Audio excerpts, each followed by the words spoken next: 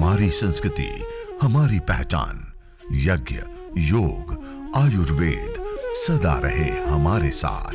भारत के प्राचीन ग्रंथों एवं आधुनिक विज्ञान का दिव्य संगम, यज्ञ महिमा।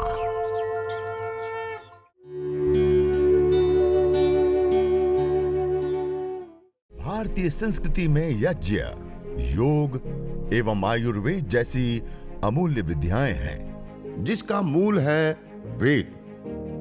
इतिहास की ओर दृष्टि डालें तो भगवान राम, भगवान कृष्ण से लेकर राजा महाराजाओं, ग्रामवासियों व अरण्यवासी ऋषियों की कुटियों तक नित्य व नैमित्तिक यज्ञों का प्रचलन देखने को मिलता है।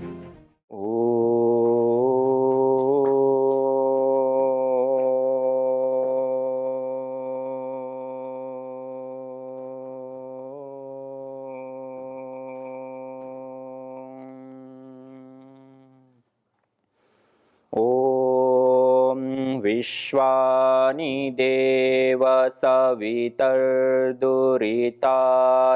परासुव यद्भद्रं तन्न आसुव। ओम शांति शांति शांति ओम। आज यज्ञ साधना एवं प्रशिक्षण का प्रथम दिन और आद्य शक्ति की उपासना का यह पावन पर्व, आज हम सब संपूर्ण भारतवर्ष से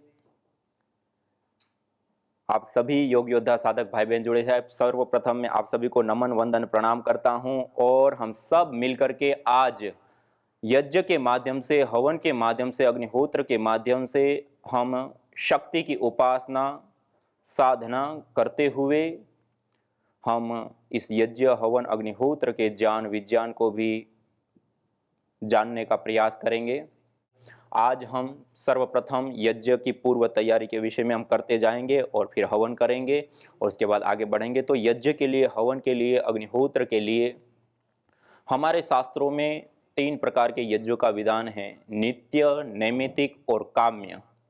3 प्रकार के यज्ञ होते हैं जो प्रतिदिन किए जाते हैं, वो नित्य यज्ञ होते हैं। जो किसी निमित्त विशेष, जैसे हमें नवरात्र एक उपासना विशेष, एक पर्व निमित्त विशेष से हम यज्ञ करते हैं, नैमित्तिक यज्ञ होते हैं, दीपावली, होली या इस प्रकार जो पर्व आदि के ऊपर करते हैं, नित्य, नैमित्तिक। और तीसरे होते हैं काम्य, अर्थात किसी कामना विशेष से, जैसे शरीर रुग्ण हो गया, रोगी हो गया, तो आरोग्य की कामना से हम भेषज यज्ञ या चिकित्सा यज्ञ करते हैं। इसी प्रकार श्री कामो यज्ञ, धन की कामना विशेष से, पुत्र कामो यज्ञ, भगवान श्री राम का जन्म ही ऋषि श्रृंग के पौरोहित्य में विशेष यज्ञ संपन्न हुआ और उसे प्रभु श्री राम की प्राप्ति। तो यह अलग अलग कामनाओं से जो हम यज्ञ करते हैं वह होता है काम्य यज्ञ। इस प्रकार से यह 3 प्रकार के यज्ञ होते हैं। और आज हम नैमित्तिक यज्ञ, अग्निहोत्र, हवन के साथ साथ गायत्री जप विशेष 108 आहुतियाँ हम विशेष रूप से प्रदान करेंगे और इस यज्ञ को प्रारंभ करेंगे। तो उसकी पूर्वी तैयारी के लिए आपके पास एक छोटा सा हवन कुंड, तो ये हवन किट भी पतंजलि योगपीठ से बनी हुई है। इस हवन किट के अंदर जो चाहे हमें नैमित्तिक यज्ञ करना है, नित्य यज्ञ करना है, तो उसके लिए जो आवश्यक जो सामान वस्तुएं हैं, वो सारी वस्तुएं, सारा सामान हमें एक साथ इस किट के अंदर प्राप्त होता है।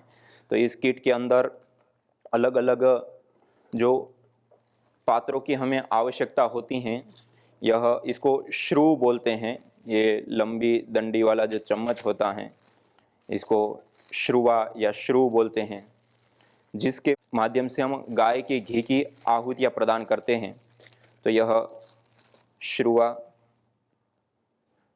इससे अतिरिक्त एक कुंड छोटा सा, यह स्टैंड है,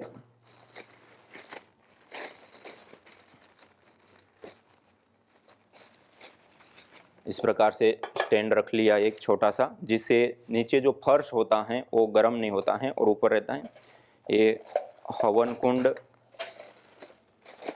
ये तांबे के धातु का बना हुआ हवन कुंड है। इस प्रकार से हवन कुंड स्टैंड के अंदर रख दिया। और एक कलश हमें चाहिए। यह तांबे का कलश विशेष रूप से ईशान कोण पे हम रखते हैं। इसी प्रकार से आचमन के लिए पात्र, ये छोटी छोटी कटोरियाँ, जिसके अंदर हम आचमन, जो पवित्रीकरण और शुद्धिकरण की जो प्रक्रिया होती हैं, उस पवित्रीकरण और शुद्धिकरण की प्रक्रिया के लिए यह पात्र विशेष, और ये आचमन का अवशिष्ट जो जल होता है उसको डालने के लिए विशेष रूप से ये छोटे छोटे 2 प्लेटें भी, और आचमन के लिए जो जल हाथ में लेने के लिए जो आवश्यक होता है तो ये छोटी चम्मच और एक दीपक, और विशेष आवश्यकता होती हैं घी के लिए, घी के पात्र की। तो गाय का घी गरम किया हुआ इसमें हम रखते हैं। और यह छोटी छोटी प्लेटें जिसमें हम हवन सामग्री, जड़ी बूटियाँ आदि जो हम रखते हैं, तो जड़ी बूटियों के लिए, हवन सामग्री रखने के लिए छोटी सी प्लेट। इस प्रकार से ये पूरी की पूरी ये हवन किट, जिसके अंदर सारा सामान तांबा और पीतल धातु से बना हुआ, जो हवन के लिए, यज्ञ के लिए, अग्निहोत्र के लिए आवश्यक हैं, वो सारा सामान इसके अंदर, ये किट के अंदर प्राप्त होता है, मिल जाता है। और ये पूर्व की तैयारी, हवन कुंड हमारे पास नहीं है तो इस प्रकार की कोई एक प्लेट ले ली बड़ी सी, ये आप देख रहे हैं। ऐसी प्लेट में छोटे छोटे जो कंकण होते हैं, उस छोटे छोटे कंकण को पानी से धो करके और बिछा देते हैं, और उसके ऊपर जो थोड़ी पतली रेत होती हैं, उस रेत को भी पानी से धो देते हैं, और उसके ऊपर उस रेत को बिछा देते हैं, और उसमें थोड़ा सा गौमूत्र आदि भी छिड़क सकते हैं, और हो सके तो गोबर का उसके ऊपर लेपन भी कर सकते हैं। इसको इस प्रकार से जो तैयार होता है उसको आप ऐसे रख दें, और उसके ऊपर ही आप समिधाओं का चयन करके आप हवन करें, उसको कहते हैं स्थानडिल। और ऐसा हवन कुंड भी है, तो ऐसा हवन कुंड भी आप इस प्रकार प्लेट में रख सकते हैं। तो जब हम जल सिंचन आदि करते हैं तो उसका जल भी इसमें रहे, और हवन के बाद हमें कहीं घर में आगे अलग जगह पे हमें घुमाना है औषधीय धुनी को, या एक जगह से दूसरी जगह पे हवन, तो इस प्लेट के अंदर रखते हैं तो आसानी रहती है, गर्म नहीं लगता है, और आराम से हम एक जगह से दूसरी जगह पे ले जाने में, और जल सिंचन आदि का जल भी इस थाली के अंदर रह जाता है, स्वच्छता की दृष्टि से भी अच्छा रहता है। तो इसे आप एक कोई भी प्लेट अपने घर के अंदर होती हैं, कोई भी एक प्लेट को आप इस प्रकार से प्रयोग में ला सकते हैं। और आपके पास हवन कुंड नहीं तो इसी में ही छोटे छोटे कंकण और रेत आदि को बिछा करके उसके ऊपर थोड़ा गौमूत्र आदि का छिड़काव करके, और उसके ऊपर भी हम हवन कर सकते। इसको शास्त्रों में स्थानडिल कहते हैं, स्थानडिल में हवन करना। तो इस प्रकार से ये हवन, यज्ञ, अग्निहोत्र के लिए हवन कुंड की पूर्वत, और ये हम मिट्टी का बना सकते हैं, या फिर विशेष रूप से लाभ हमें उठाना है और चिकित्सा रूप में भी लाभ उठाना है, तो ये तांबे का जो हवन कुंड होता है वह विशेष लाभ हमें प्रदान करता है। तो इस प्रकार तांबे का हवन कुंड हम विशेष रूप से प्रयोग करते हैं। और जो जल के पात्र हम प्रयोग करते हैं, वो जल के पात्र जैसे कलश हैं या ये आचमन के पात्र हैं, वह भी हम जो उसमें जल रखते हैं, वो जल रखने वाले पात्र जो हैं वो भी हम तांबे के प्रयोग करते हैं। इस प्रकार से थोड़ा थोड़ा आधा आधा भर लिया। इस कलश को भी हम भर करके रखते हैं। एक कलश ईशान कोण के अंदर हम रखते हैं विशेष रूप से। तो इस प्रकार से ये जल हमने रख दिया। ऐसे ही जो प्लेटें हैं, उस प्लेटों के अंदर आप इस प्रकार से जड़ी बूटियाँ हवन करने के लिए, अग्निहोत्र करने के लिए जो हमें जड़ी बूटियों की आवश्यकता है, वो हवन सामग्री जिसको हम कहते हैं, जिसमें 4 प्रकार के द्रव्य, पुष्टिकारक, सुगंधित, रोग निवारक और मिष्ट, ये 4 प्रकार के गुण युक्त जो द्रव्य होते हैं, उन गुण युक्त द्रव्यों को मिक्स करके हम हवन सामग्री बनाते हैं। और इस हवन सामग्री के अंदर थोड़ी सी मात्रा में, जैसे 1 किलो सामग्री है तो 150 से 200 ग्राम के आसपास गाय का घी गर्म करके डालते हैं और दोनों हाथों से इसे थोड़ा मिक्स कर देते हैं, जिससे वो सामग्री जब हम आहुतियाँ देते हैं तो जो छोटे छोटे टुकड़े हो जाते हैं या पत्ती आदि होती है तो उड़ते नहीं हैं। इस प्रकार थोड़ा सा घी भी मिक्स कर देते हैं। ये देखिए, इलायची से लेकर के, बादाम से लेकर के, कमलगट्टा से लेकर के, दालचीनी से लेकर के, जावित्री से लेकर के, ये अलग अलग मिश्री आदि, ये अलग अलग जो द्रव्य होते हैं उन द्रव्यों का हम प्रयोग करते हैं। और ये सारी चीज़ आपके पास नहीं तो आप केवल चावल, ब्राउन राइस, ये ब्राउन राइस है तो सबसे उत्तम है, अन्यथा खाली जो चावल होते हैं उस चावल को, अक्षत विशेष रूप से प्रयोग होता है, जो टूटे हुए ना हो ऐसे चावलों का हम विशेष रूप से हवन के लिए, यज्ञ के लिए, अग्निहोत्र के लिए हम प्रयोग करते हैं। तो इस प्रकार से ये चावलों का हम विशेष रूप से प्रयोग करेंगे। और इसी प्रकार से काले तिल, केवल चावल से भी हम हवन कर सकते हैं। ऐसे ही ये काला तिल आपके सामने जो मैं दिखा रहा हूँ, ये काले तिल भी अपने आप में एक बहुत बड़ी औषधि है, पुष्टिकारक भी होते हैं, सुगंधित भी होते हैं, रोग निवारक भी होते हैं। तो केवल काले तिल से भी हम हवन कर सकते हैं, या काले तिल और चावल मिला करके भी हम हवन कर सकते हैं। उसके साथ साथ अन्य जो जड़ी बूटियां मैंने पुष्टिकारक, सुगंधित, रोग निवारक अलग अलग जड़ी बूटियां बताई, उन जड़ी बूटियों का सम्मिश्रण करके भी हम यज्ञ, हवन, अग्निहोत्र कर सकते हैं। तो इस प्रकार से हमने सामग्री थोड़ी सी तैयार कर ली। और इससे अतिरिक्त हम यदि भेषज यज्ञ करते हैं या चिकित्सा यज्ञ करते हैं तो उसके लिए रोगानुसार अलग अलग सामग्री आप देख रहे हैं। जो रोग विशेष होता है, आयुर्वेदेषु यत् प्रोक्तम यस्य रोगस्य भेषजम तस्य रोगस्य शांत्यर्थम तेन तेनेव होमेत। अर्थात आयुर्वेद में कहा जिन रोगों के शमन के लिए जिन जिन औषधियों का हम सेवन करते हैं, उन्हीं औषधियों से हवन करने पर वह रोग हमारे शांत होते हैं, दूर होते हैं, नष्ट होते हैं।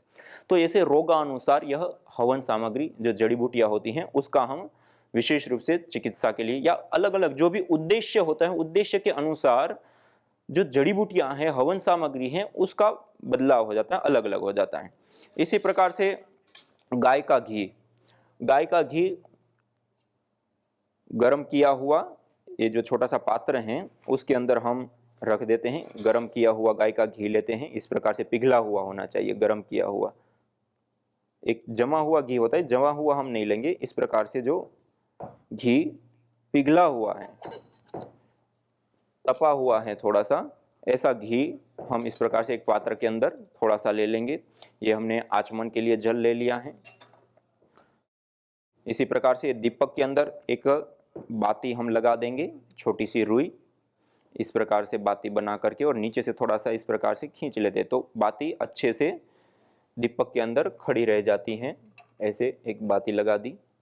और ये हवन करने के लिए, यज्ञ के लिए, यह पूर्व तैयारी के रूप में जो हमें अत्यंत आवश्यक सामान होता है उसमें से एक तो होता है हवन कुंड, दूसरा होता है शुद्धिकरण, पवित्रीकरण और जल सिंचन के लिए 3 पात्र, जल आदि के लिए एक घी का पात्र, इससे अतिरिक्त जड़ी बूटियां सामग्री, और एक घी की आहुति देने के लिए लंबी डंडी वाला चम्मच जिसको श्रुआ, इस श्रुए को भी पकड़ने का एक ढंग होता है। इस प्रकार से पकड़ते हैं आप देखिए, जो हमारा राइट हैंड है, दायां हाथ है, उस दाएं हाथ से ऐसे पकड़ते हैं। इसमें अंगुष्ठ और प्रथम उंगली के मूल में उसको छोर को दबा देते हैं, तो जो उसकी दंडी है वो हमारी जो मध्यमा उंगली है उसके प्रथम छोर पर आएगी और प्रथम उंगली सीधी रहती है। तो इस प्रकार से इस श्रु को पकड़ते हैं, और जब हम ओम का उच्चारण करते हैं मंत्र से पूर्व, तब हम घी को लेते हैं श्रु के अंदर, और जब मंत्र के अंत में स्वाहा बोलते हैं तब हम आहुति देते हैं। तो इस प्रकार से श्रुआ पकड़ते, प्रथम उंगली को सीधा रखते, प्रथम उंगली को ऐसे नहीं लगाते, ऐसे अंगूठे और प्रथम उंगली की मूल में दबा दिया छोर को, और मध्यमा उंगली के प्रथम और दूसरे जोड़ के बीच में डंडी आ जाती। तो ऐसे ये पकड़ने का तरीका होता है, और ऐसे आहुति देते हैं। तो ये श्रु पकड़ने का तरीका। इसी प्रकार से जो सामग्री की भी हम आहुति देंगे उसमें मध्यमा, अनामिका और अंगुष्ठ, ये राइट हैंड की, दाएं हाथ की, ये 3 उंगलियों से ऐसे अग्नि के हिसाब से ऐसे हाथ में जड़ी बूटियां सामग्री ऐसे लेते हैं, कम ज्यादा मात्रा में आवश्यकता अनुसार। मंत्र के शुरुआत में ओम बोलते हैं तब लेते हैं, और मंत्र के अंत में जब हम स्वाहा बोलेंगे तब इस प्रकार से आहुति देंगे, इस प्रकार से ऐसे। तो इस प्रकार से ये हवन सामग्री की आहुति देने का भी एक तरीका होता है। कई लोग इस प्रकार से उल्टे हाथ से ऐसे देते हैं, इस प्रकार ऐसे उल्टे हाथ से नहीं, उल्टे हाथ से ऐसे नहीं देते हैं।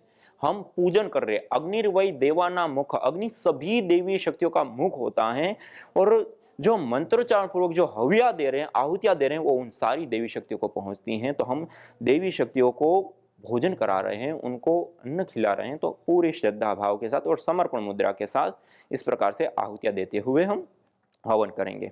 इससे अतिरिक्त अब हमें आवश्यकता होती है एक समिधा की। समिधा के लिए आप पीपल, बरगद, गुलर, पलास, पाकड़, समी, मदार से लेकर के बिल्व और आम, ये कई सारी ऐसी लकड़ियां हैं जिसका हम प्रयोग कर सकते हैं। और एक विशेष गाय के गोबर के उपले या फिर काव डंग स्टिक, गाय के गोबर से बनी हुई स्टिक, इस प्रकार की जो ये समिधाएं ये आप देख रहे हैं, ये पतंजलि सभी स्टोर के ऊपर भी अभी उपलब्ध हैं। काव डंग स्टिक इस प्रकार से पैकेट हैं और इसके अंदर करीब 14 स्टिक होती हैं। ये छोटा सा पैकेट आता है, तो इसको भी आप ले सकते हैं। पतंजलि स्टोर के ऊपर अभी काफ़ी जगह पे उपलब्ध हो चुका है और हो रहा है।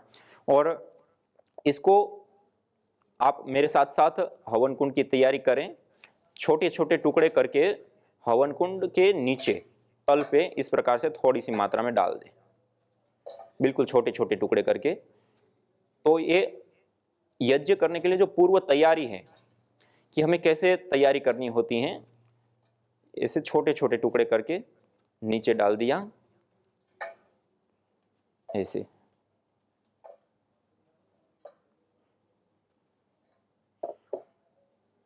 ये ऐसे छोटे टुकड़े डाल देते हैं तो अग्नि अच्छे से पकड़ लेता है और आपके पास जो भी लकड़ी है उसके छोटे छोटे टुकड़े इस प्रकार से आप रख ले, या फिर थोड़ी सी आप जो जड़ी बूटियां है, सामग्री है, उसको ही थोड़ा सा लेकर के ऐसे बीच में रख सकते हैं। सामग्री ही रख ले, क्योंकि लकड़ी काटने में दूसरी होगी तो आप नहीं काट पाएंगे। तो इस प्रकार कर दिया। अब हमारी वेदी के हिसाब से समिधा को इस प्रकार से काट लेते हैं। वेदी के अनुसार ये ऐसे, ये 2 समिधाएं हमने काट दी और ऐसे लगा दिया। दोनों के बीच में पूरी जगह है। उसके बीच में थोड़ा सा रुई लिया और उस रुई को ऐसे पूरा फैला दो। सभी लोग साथ साथ में तैयारी करते जाएंगे। रुई को ऐसे फैला दिया और फैला करके उस रुई को भी इसके बीच में इस प्रकार से लगा दिया ऐसे।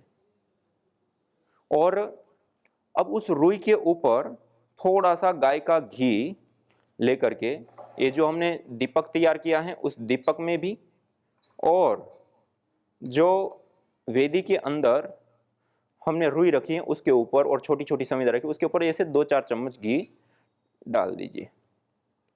इस समिधा के ऊपर भी थोड़ा थोड़ा रख दीजिए, क्योंकि पहली बार करते हैं तो इस प्रकार से करते हैं तो अच्छे से अज्ञाधान हो जाता है। फिर हर रोज अभ्यास हो जाता है तो फिर हम आसानी से कर लेते हैं। तो ऐसे रुई के ऊपर थोड़ा सा गाय का घी सिंचित कर दीजिए और जो समिधाएं छोटी छोटी नीचे रखी उसके ऊपर भी, और जो 2 खड़ी समिधाएं रखी उसके ऊपर भी गाय का घी थोड़ा सा इस प्रकार से सिंचित कर दीजिए ऐसे।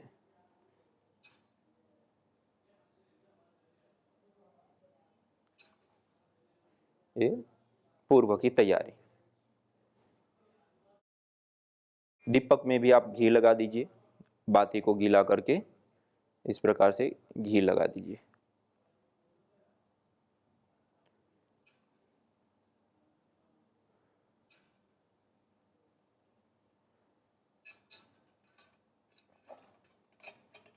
ये हमारा दीपक भी तैयार हो गया और हवन कुंड के बीच की भी तैयारी हो गई। अब हवन कुंड में जो समिधाएं हम लगाएंगे उसकी एक निश्चित साइज में, आवश्यकता अनुसार, हवन कुंड की जो हमारी साइज है उसके अनुसार इस प्रकार से ये समिधाओं को हम काट लेंगे। कुल मिलाकर के हमारे पास 7 समिधाएं कटी हुई, ये 2 हो गई। इससे अतिरिक्त और समिधा लेकर के उसमें से हम और काट देंगे आवश्यकता अनुसार।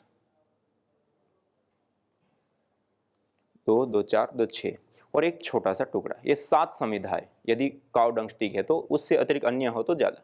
ये 8 अंगुल, 4 और 4, 8, इसको कहते हैं 8 अंगुल। सामान्य रूप से देव यज्ञ करते हैं तो उसके लिए इस प्रकार 8 अंगुल की 4 समिधा हम लेते हैं। तो ये जो 4 समिधा हमने ये लगाई, अब ये जो मैंने जिस प्रकार से आपके सामने लगी ऐसे ही हम समिधाओं का चयन करेंगे। जब आहुतियां देंगे तब बीच में भी लगानी पड़ेगी, तब भी। न होता प्रदूषण और रोगों का वार, करते यदि यज्ञ योग पेड़ पौधों का विस्तार, यज्ञ योग पेड़ पौधों का विस्तार। यज्ञ शिष्टा सिनः संतो मुच्यन्ते सर्वकिल्बिषैः भुंजते ते त्वघं पापा ये पचन्त्यात्मकारणात्। अर्थात जो यज्ञ शेष बचे हुए अन्न का पान करते हैं, प्रसाद को प्राप्त करते हैं, प्रसाद को ग्रहण करते हैं, वह मुच्यन्ते सर्वकिल्बिषैः सभी प्रकार के पापों से, दोषों से मुक्त हो जाते हैं। भुंजते तु त्वघं पापा ये पचन्ति आत्मकारणात्, जो केवल अपने पेट की आपूर्ति के लिए अन्न को पकाते हैं, वह अन्न नहीं अपितु पापी लोग पाप का भोग कर रहे हैं। मैं रचना सिंगल जसपुर उत्तराखंड से रहने वाली हूँ।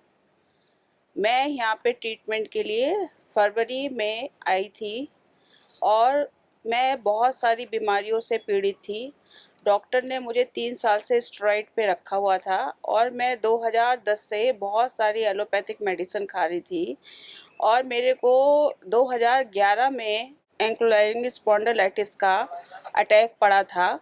उसमें मेरे सारे जॉइंट डेड हो गए थे और मैं अपोलो में 2 महीने एडमिट रही। डॉक्टरों को समझ में नहीं आया, उन्होंने मुझे गलत मेडिसिन देके बिल्कुल मरने वाली स्थिति में पहुंचा दिया था। फिर उसके बाद मैं घर पे आई, डॉक्टरों की टीम बैठी, उन्होंने मेरे का डिजीज़ का फाइंड आउट किया कि मेरे को HLA-27 है। फिर मेरा एक जॉन्डिस स्पेशलिस्ट से, आर्थराइटिस स्पेशलिस्ट से इलाज चला और मेरे को बायोलॉजिकल इंजेक्शन लगे। 3 साल मेरे को इंजेक्शन लगे, 50,000 का एक इंजेक्शन।